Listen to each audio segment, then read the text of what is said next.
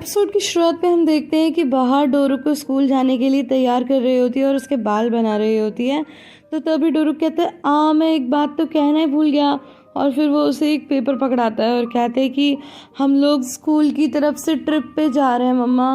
तो फिर वो उसे पढ़ती है तो कहती है अरे इन्हें तो 140 लिरास चाहिए इसके लिए।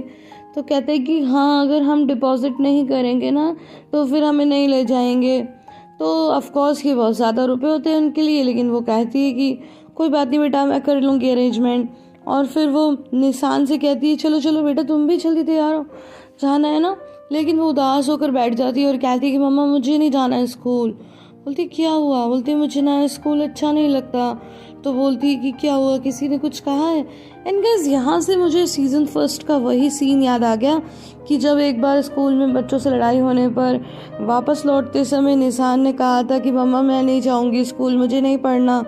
और जब बाहर उसे समझा रही थी कि अगर तुम नहीं पढ़ने जाओगी तो फिर मैं काम कैसे करूँगी और तुम्हारा और तुम्हारे भाई का ख्याल कैसे रखूँगी। इन गाइस सबको याद होगा कि उसके बाद क्या हुआ था। उसके बाद सीधा डोरुक का वॉकर नीचे गिर जाता है जिसे देखकर बाहर एकदम डर जाती है। वो सीन तो हमेशा मुझे गूज बम्प देता है। एनीवेज इसके बाद बाहर उससे अच्छे से पूछती है कि बेटा क्या हुआ बताओ ना। तो कहती कि सभी के पास अच्छी अच्छी चीज़ें हैं लेकिन मेरे पास ही नहीं है। तो फिर बाहर बोलती है कि क्या चीज़? तो डोरुक बोलता है मम्मा वो लाइट वाले शूज़। तो फिर वो दिला दो आप दीदी को। तो फिर वो बोलती है बेटा तुम्हें शूज़ चाहिए? तो फिर निशान कहती नहीं मम्मा मुझे शूज़ नहीं चाहिए, वो तो मेरे प्यारे डोरुक को चाहिए। तो बोलती है तुम्हें क्या चाहिए? तो बोलती है कि पता है मेरे बैग को देखकर मेरी फ्रेंड ने मजाक बनाया क्योंकि उस पर लिखा हुआ है कि वो क्लास फर्स्ट का है। तो वो कहने लगी कि तुमने छोटे बच्चों का बैग लिया हुआ है। एंड गाइस मैं आपको यहाँ पर एक बात बताना चाहती हूँ कि हमारी निशान थोड़ी थोड़ी अब बड़ी हो गई है तो बहुत ही प्यारी लग रही है। बाहर बोलती है बेटा जब मेरी पहली सैलरी आएगी तो फिर मैं ला दूंगी।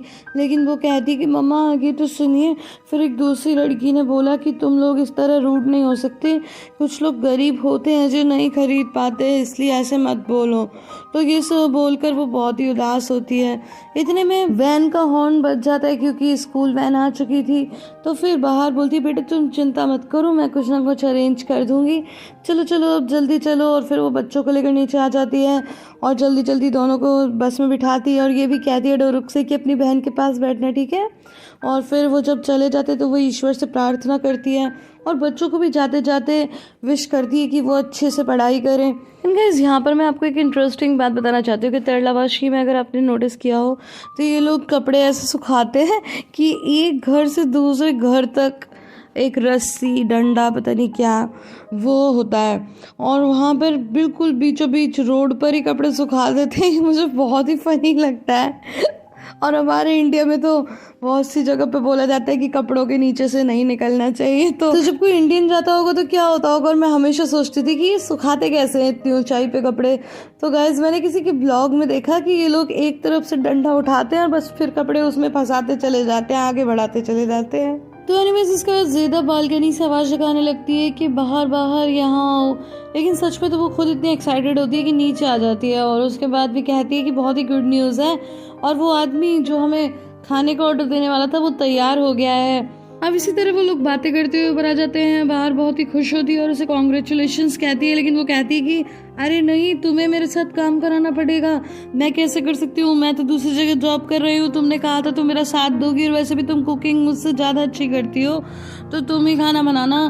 तो वो बोलती है कि लेकिन इतने पैसे वो हमें क्यों देगा। तो बोलती है कि अरे तुम टेंशन मत लो, बरशान आएगी वो सब कुछ तुम्हें बता देगी क्या करना है, तुम कर लोगी ना। तो बोलती है कि हाँ मैं क्यों नहीं करूँगी, आज ही मुझे 140 लीरास चाहिए और मैंने पापा को भी नहीं बताया मगर सार्प के पैसे मुझे ऐसे नहीं मिलेंगे मुझे, बल्कि उसके लिए कोर्ट में क्लेम करना पड़ेगा और पता नहीं क्या क्या। एक सीन हम देखते हैं कि शीरीन अपना मेकअप कर रही होती है और इसके बाद वो फिर से एक बार आरिफ का स्केच देखकर मुस्कुराने लगती है। वहीं नेक्स्ट सीन में हम बच्चों को वैन में जाते हुए देखते हैं और डोरुक के पास बैठा बच्चा हेलीकॉप्टर से खेल रहा होता है। तो डोरुक बोलता है कि पता है मेरे पापा भी प्लेन में बैठ चुके हैं। तो उसके बाद जो लड़की निशान के पास बैठी होती है वो कहती है कि क्या तुम लोगों ने सच में कभी प्लेन में ट्रैवल किया है। तो फिर निशान तो कुछ नहीं बोलती, नजरें भी नहीं मिलाती। लेकिन थोड़ी देर में डोरुक बोलता है कि हमने कभी भी प्लेन में ट्रैवल नहीं किया लेकिन हमने बस में किया है ना दीदी, हमने बस में किया है। तो उसके पास लड़की जो बैठी थी वो अजीब सा मुँह बनाती है। तो गाइज यहाँ पर बात ये है कि बाहर ने काफ़ी हाई फाई स्कूल में उसका एडमिशन कर दिया है और यहाँ के बच्चे और ये बच्चे आपस में एडजस्ट नहीं हो पा रहे हैं अभी। नेक्स्ट सीन में हम देखते हैं कि बरसात काफ़ी सारे बड़े बड़े पॉट लेकर के बाहर के घर में आती है और उससे कहती है कि ये पॉट तुम संभालो और देखो ये लिस्ट है, तुम्हें खाना बनाना है और आज तो डेमो है, तुम्हें ये सब डिशेस ले जानी होगी। तो वो बोलती है कि क्या मुझे आज के पैसे नहीं मिलेंगे? तो बोलती है सच बताऊं तो मुझे नहीं पता कि वो डेमो के लिए पैसे देंगे या नहीं, लेकिन अगर तुम्हारा काम पसंद आ गया तो वो तुम्हें ज़रूर रख लेंगे। और हाँ, जो खाना बनाने के लिए सामान लाना है वो पैसे भी इन्हीं पॉट के अंदर रखे हैं, तो तुम उनसे सामान लाकर खाना बना लेना। और एक और बात, भूल कर भी इन बर्तनों को गैस के ऊपर मत रख देना, स्टोव पे। खाना बनाने के बाद इसमें डाल लेना, लेकिन स्टोव पे मत रखना। तो बोलती है ठीक है, और बोलती है क्योंकि जो ओनर है वो काफ़ी स्ट्रिक्ट है, अगर ज़रा भी बर्तन को कुछ हो गया तो फिर वो चिल्लाने लगेगा, इसीलिए मैं ये सब बोल रही हूँ। उस बाहर कहती है ठीक है, और ये भी बताती है कि आज दोपहर 2 बजे तक पहुँचा देना खाना। और फिर वहाँ से जाने लगती है और जाते जाते कुछ मुस्कुराती है, जैसे कि इन सब बातों में कोई सीक्रेट छुपा है जो आने वाले टाइम में हमें पता चलेगा।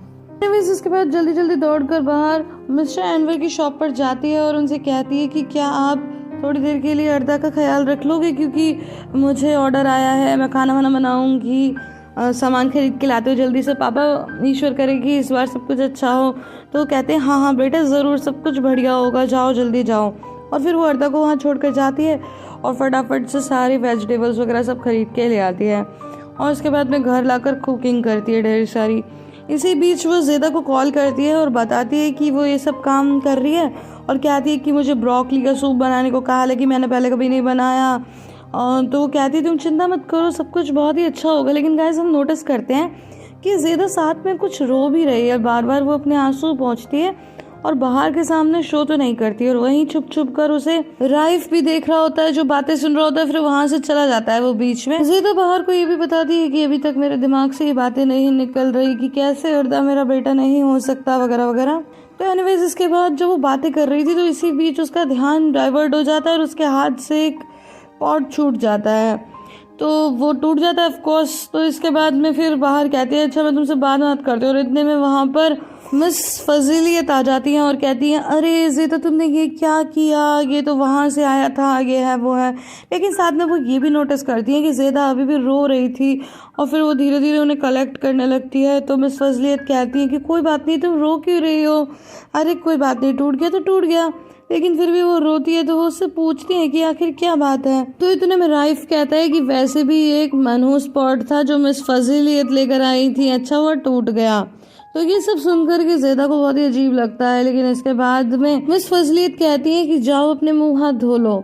अब नेक्स्ट सीन में हम देखते हैं कि शीरीन आरिफ के पास आती है और कहती है लो मैंने तुम्हारे लिए कॉफ़ी बनाई है और आई एम सॉरी कि मैंने बच्चों को तुम्हारे विरोध कर दिया, लेकिन अब मैं दोबारा ऐसा नहीं करूँगी।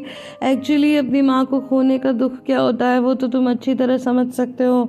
तो कहता है कि हाँ मैं समझता हूँ, जो तुम्हारे साथ हुआ तुम्हें मेरे साथ कोई भी व्यवहार करने का पूरा अधिकार है। लेकिन वो बोलती है कि ठीक है फिर आज से हम दोस्त बन जाते हैं, और उसका हाथ बढ़ाती है तो वो भी हाथ मिला लेता है। अब नेक्स्ट सीन में हम देखते हैं कि बाहर सारा खाना पीना लेकर के जा रही होती है और ऐसे इतना भारी सामान उठ भी नहीं रहा होता, लेकिन फिर भी वो जैसे तैसे करके पहुंच जाती है। एंड फाइनली गाइस ये तो एक कार शोरूम होता है और उसके तरफ जाती है तो वहाँ पर एक लेडी उसे पहले आधा रास्ता दिखाती है और फिर एक दूसरे वर्कर से कहती है कि तुम इन्हें मिस्टर जैम तक ले जाओ, और फाइनली वो आदमी उसे मिस्टर जैम तक ले जाता है। एंड गाइस अगर आपने अपनी लाइफ में टर्किश ड्रामा मिरेकल देखा है तो फिर आप मिस्टर जैम को तो पहचान ही गए होंगे डॉक्टर डोरुक के नाम से। जी हाँ ये वही है। और एक और इंटरेस्टिंग बात बताती हूँ कि अगर आपने Turkish drama the little Lord या फिर ब्लैक एंड वाइट लव देखा है तो फिर आपको मैं बता दूं कि उसमें जो मेन कैरेक्टर थी मिसेस सलीम वो इसकी गर्लफ्रेंड है, करंट गर्लफ्रेंड। और इसी के साथ आज का ये एपिसोड यहाँ पे खत्म हो जाता है। गाइस आई होप आपको ये वीडियो पसंद आई होगी। अगर पसंद आई है तो इसे लाइक शेयर एंड कमेंट करना बिल्कुल भी ना भूलें। फिर मिलती हूँ अगले वीडियो में, तब तक के लिए bye bye and take care.